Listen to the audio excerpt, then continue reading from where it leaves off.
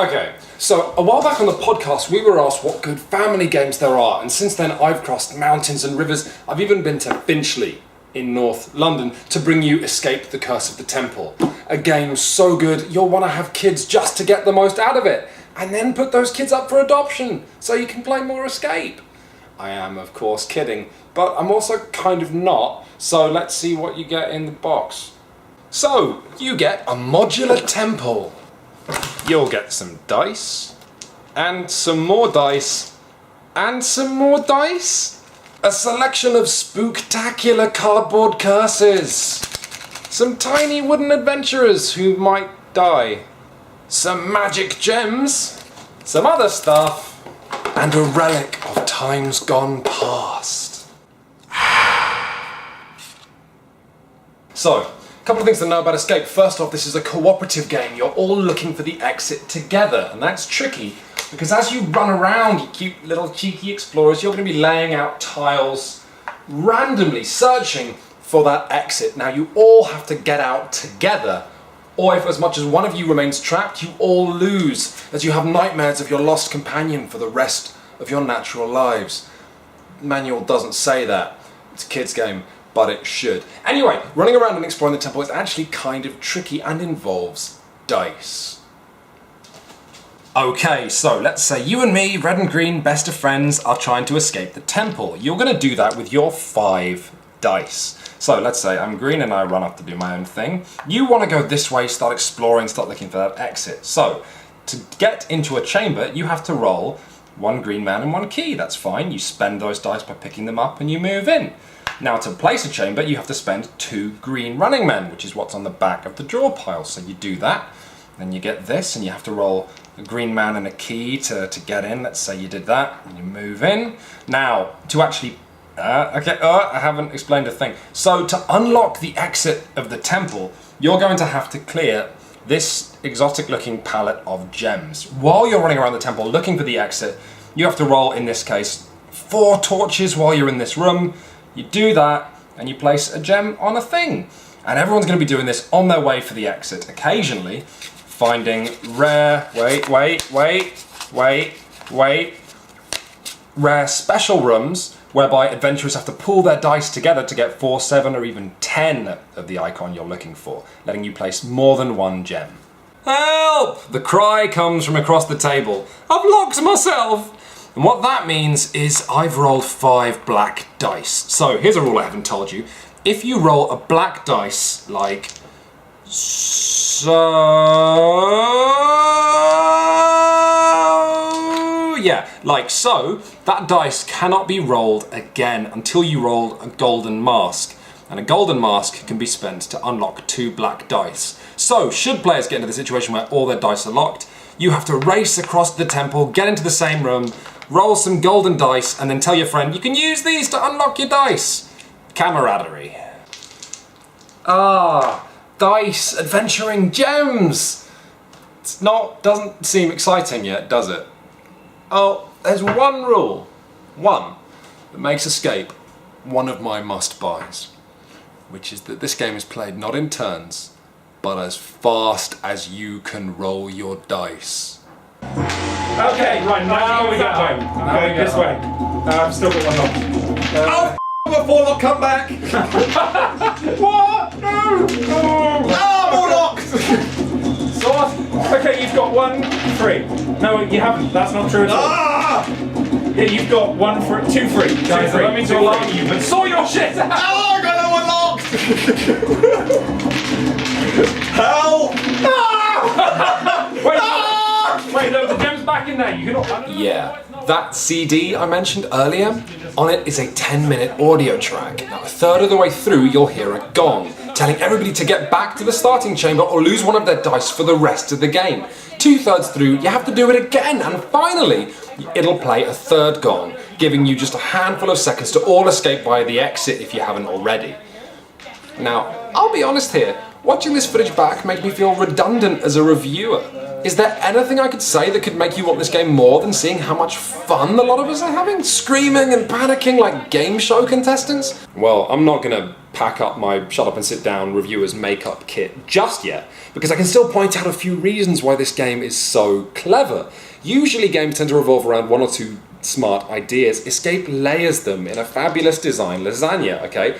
This rolling dice as fast as possible, this ridiculous dexterity game, I've not seen it done before, and it's so fun. It's not being subjected to random chance, it's trying to ride random chance like an unruly pony. Always thinking about what you've got, what you need, what you've got. You're constantly kept engaged. Also, Escape does quite nice things with greed. Let's say you're rolling torches to try and put down a gem here. You've got 2 locked dice, 2 torches. The smart thing to do is to re-roll the torches, get your dice back, but players don't do that. They end up rolling this last dice over and over again, wasting time trying to get that golden mask they need.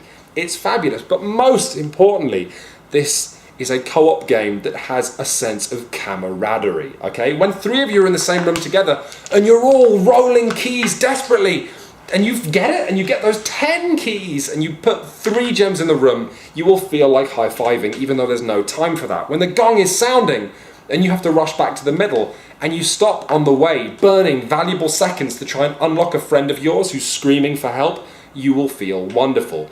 And when that same friend, as you two are running home, and you become locked, says, "I'm sorry, there's no time," and leaves you alone, the whole table will be talking about it for weeks. And Escape has one of my favourite things that a board game can do. To begin with, it's very simple, but as you and your friends get more comfortable, you can rip off your water wings, throw away all those basic tiles, and replace them with the advanced tiles, bringing curses and treasure to your game. See, like the cardstock is so thick, I can just throw it around, don't even care. Brilliant. If you discover a cursed tile, you immediately have to take the top curse off the deck. And these aren't so bad, because you can roll the things on the bottom to get rid of them. But they kind of are so bad. With this one, you have to put one hand on top of your head. With this one, you can't speak. With this one, if you roll a dice off the table, it's gone forever. Game of the year. I swear that what could beat that? I don't know. And remember I was talking about greed earlier and how it can trap you up? If you find one of these treasure slots, then what you do is you take a treasure chest and you put it on top. And if you roll 2 keys while in that room, you can unlock it. And these can be such fabulous rewards as a secret passage you can place on the board, or a token that lets everyone unlock all their dice, or a couple of free key icons or a couple of torch icons, all of which you'll probably end up using when you're running back to the centre of the board screaming like a child. Like I keep saying, game of the year. So that's Escape, the Curse of the Temple, and it's as fun as anything we've ever reviewed. Still just a little bit simple though, a little family friendly. If only there was some kind of expansion to expand the game that you could pay for. Oh shit.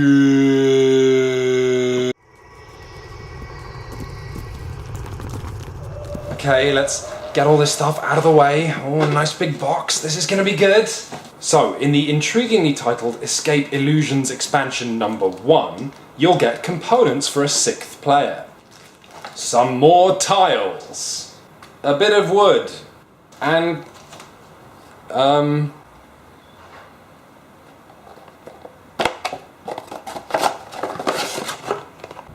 a piece of A3 manual.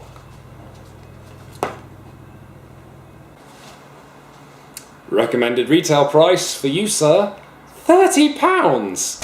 And that's assuming you even want to play with a 6th player, and worse, that's not the only disappointment present in this expansion. But the good news is that it's all modular, like Curses and Temples, so you can gradually add the new stuff in as you gain competence. Lovely.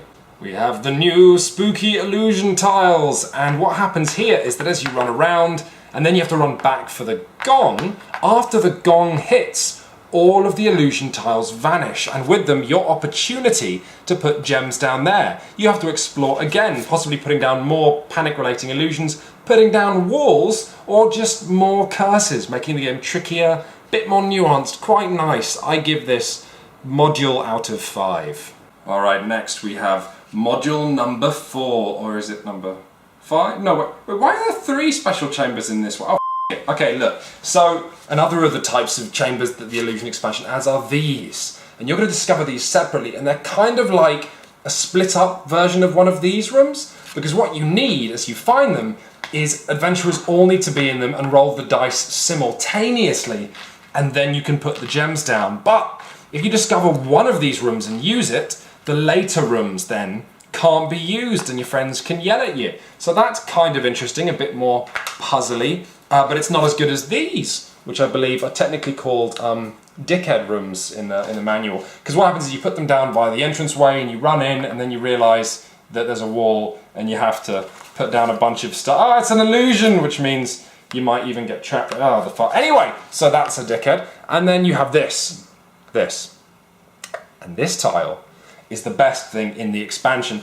Finally answering the question of why on earth you're in this temple in the first place, because that's the treasure chamber with a chalice in it. And what you need to do is it's an additional objective. You need to meticulously drag that chalice to the exit, wherever the exit is, and moving with the chalice means rolling an additional torch as you drag it along, and your friends are running past you and they're trying to put gems in and they're having a great time and you're just dragging a chalice and you go, come on, I'm locked! And you have a good time. But we're not quite done yet. Also, finally, as a sort of token gesture, the expansion offers a couple more curses and a couple more treasure cards for you to get. And this shows that the designers still clearly know what they're doing, because these are wonderful. The curse is a soul swap, making you swap your disc with someone else, meaning you're now controlling their miniature, and if you cure it, then you swap back. And the treasure is a giant torch you can put in a room, and when the gong sounds, everyone can huddle around that rather than running